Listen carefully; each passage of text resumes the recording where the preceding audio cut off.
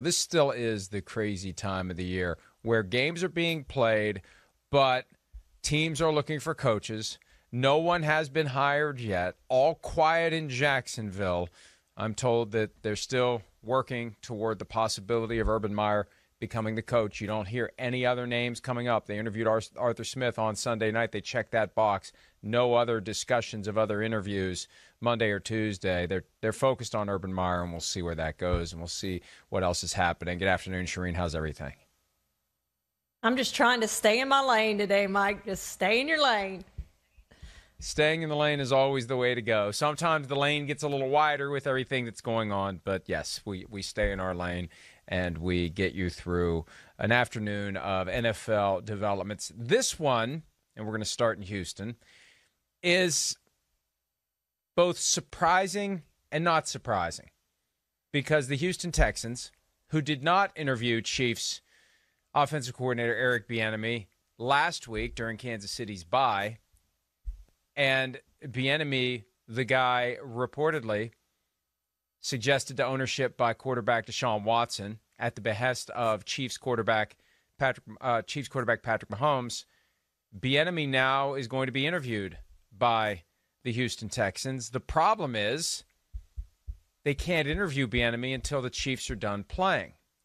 So, are the Chiefs going? Are the Texans going to actually wait until after the Super Bowl, potentially, simply to talk to Eric Bieniemy, regardless of whether or not they actually hire him?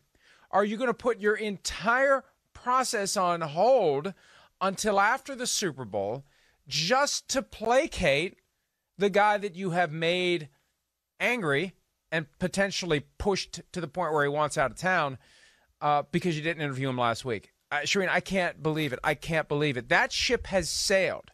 That is over. That is done. I'm stunned by this development, but I'm not, because it fits right within the messed up way the Texans are doing things right now. Yeah, no question about it, Mike. And here's the weird thing, too. Like, Eric Bieniemy, as I understand the rule, you could correct me if I'm wrong here, but I think teams that have already talked to him virtually can meet with him, assuming the Chiefs go to the Super Bowl. Teams that have already virtually met with him, if it's a second interview, could talk to him during that off week between the championship game and the Super Bowl. But the Texans would be unable to do that because the window has closed on virtual interviews. So am I correct in this? Eric Bieniemy actually could be hired by somebody before the Texans even get a chance to talk to him. Well, he can definitely be interviewed a second time by the teams that have already interviewed him once, and that's 5 of the other teams looking for coaches. And, yeah, he could be the focal point. He could be unofficially hired. We know that under the rules, right, and the rules need to change, you can't hire the guy until the season's over. And I'm going to write something at some point on PFT advocating, and this is something Peter King has argued in the past, and I think the time has come for it. Everything gets delayed until after the Super Bowl has happened, because it really does create a distraction for the teams that are still left in the playoffs. You've got candidates who are getting ready for interviews, which are necessarily far more important to them and their families than the next playoff game of their teams. As one person explained it to me recently, when the assistant coach who's a candidate for a head coaching job comes home from work on the Tuesday night before a playoff game, that person's spouse doesn't say, "How's the game planning going for the playoff game?" That person's spouse says, "Have you heard anything about this new job you may be getting?" That becomes the focal point necessarily. But until that happens, yeah, these are the rules. And the Texans blew their chance to talk to Bieniemy last week and to be able to talk to him in the dead week between the conference championship games and the Super Bowl, if it lasts that long. I mean, right now, the Texans just need to hope that the Browns beat the Chiefs, or the following week, the Ravens-Bills winner beat the Chiefs, and then they get a chance to talk to Bieniemy. Otherwise, they may be prevented from hiring a coach until we get into early February, unless all of a sudden they've decided to hire Bieniemy, which would make their decision from last week even more ludicrous. It would reflect that they have decided to do everything they can to keep Deshaun Watson. But how could you decide to hire Eric Bieniemy when he wasn't even one of your potential interviewees a week ago, and you haven't even interviewed him, and now you're just going to wait until after the Super Bowl and hire him. None of it makes any sense. And I understand that they may be trying to rebuild the relationship with Deshaun Watson. And maybe this is, Charean, because yesterday when we were hearing these other names, Jim Caldwell, Leslie Frazier, guys who would come in and be very even-keeled and calm, the exact opposite of Bill O'Brien. And so many coaches look for the guy who's the exact opposite of the guy they had. From a personality standpoint, Caldwell, Frazier, calm, collected, not F-bombs, not yelling, not screaming. And Deshaun Watson's kind of a quiet guy. Maybe they thought that would work. And I tried to poke around yesterday and see if that would work, and I couldn't get anywhere. Maybe they tried to poke around and see if it would work too, and they didn't get anywhere. So they decided, well, half measure isn't going to work. We just better go ahead and bite the bullet and interview Bieniemy, even if it means waiting until after the Super Bowl. It really is bizarre, but it does show that they have realized how badly they screwed up the relationship with Deshaun Watson, and they've decided that it's a priority to try to fix it. Whether they can fix it or not, we'll see. Hey, Mike, I'm wondering, did they do this on purpose? In other words, did they wait until this week to request permission to interview Eric Bieniemy, so that they can go back and tell Deshaun, hoping that he gets hired by someone else in the meantime? Or he turns down that request to say, hey, we requested him, he turned it down, or he was hired by somebody else, but we put in the request. We wanted to talk to Eric Bieniemy. I do wonder if this is part of their ploy here to kind of make Deshaun happy. But anybody can read through this if that's what ends up happening, or if the Texans hire another head coach.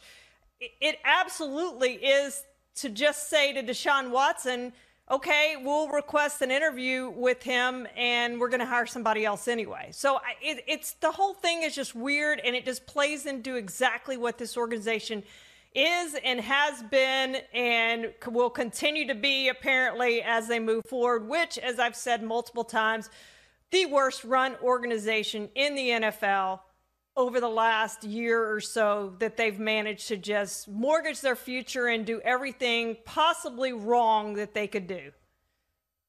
I don't know that I give them enough credit to have come up with a plan like that, even though it's a stupid plan. Isn't that the ultimate insult? We don't think you're smart enough to come up with a ridiculously dumb plan.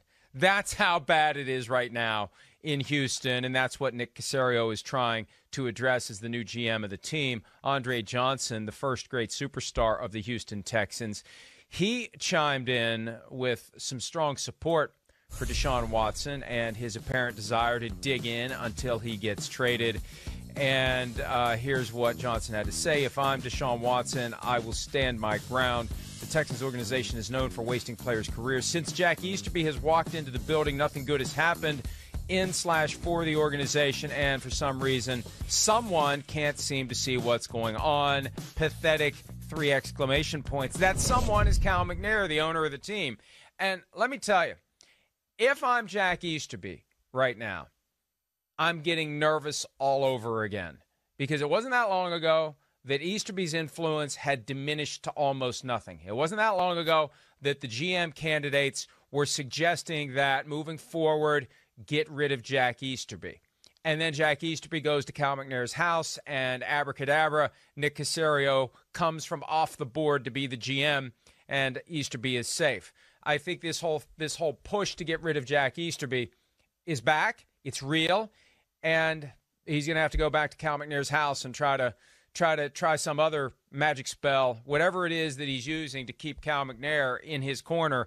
It's going to be tested like never before, because the fact that they're looking at these candidates, unless this is a completely transparent effort to placate Deshaun Watson, it's moving toward Cal McNair finally snapping out of it. And we'll see if that ultimately happens. We'll see if he listens to Andre Johnson or anyone else who's saying that this organization right now is in horrible shape, and the influence of Jack Easterby. And this is what you get. Look, this is nothing personal.